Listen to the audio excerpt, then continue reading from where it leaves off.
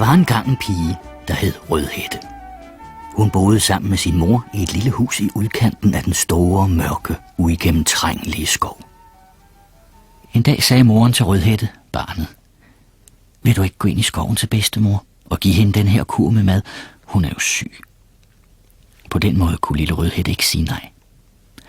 Så hun gik fra huset, hjemmet, arnen, morens skød, ind i skoven.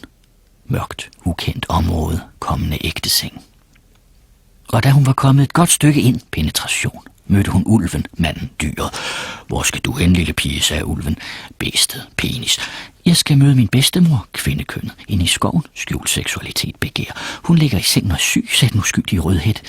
Ulven, penis, dyret, bæstet, løb i forvejen til bedstemorens hus. I en mundfuld slugte ulven, penis, bæstet, bedstemoren, kvindekønnet, vulva, og lagde sig i sengen forklædt som bedstemoren, uerkendt transvestisme, penis. Da lille Rødhætte, kvindekøn, modtager, kom til hytten, spurgte hun sin bedstemor: hvorfor har du så store øjne, bedste? Voyeurisme, belur, klagende. Det er så jeg bedre kan se dig, sagde ulven, penis. Men hvorfor har du så store ører, spurgte Rødhætte, offrede vulva-substitut. Det er for jeg bedre kan høre dig, sagde ulven, penis. Men hvorfor har du så stor en mund, spurgte Rødhætte, så oral sex, penis, misundelse, vulva, penis, penis. Det er så jeg bedre kan æde dig, sagde ulven, samleje, penetration. Og så åd ulven Rødhætte og bedstemoren. Og så kom prinsen, altså penis, og dræbte ulven, kastration, og reddede den begge to.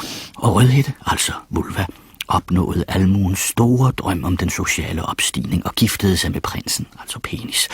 Og de levede lykkeligt til deres dages ende. Samleje, klimaks, orgasme, penis, vulva. Rødhætte, vulva, og prinsen, penis. Ja, det hed han altså. Penis.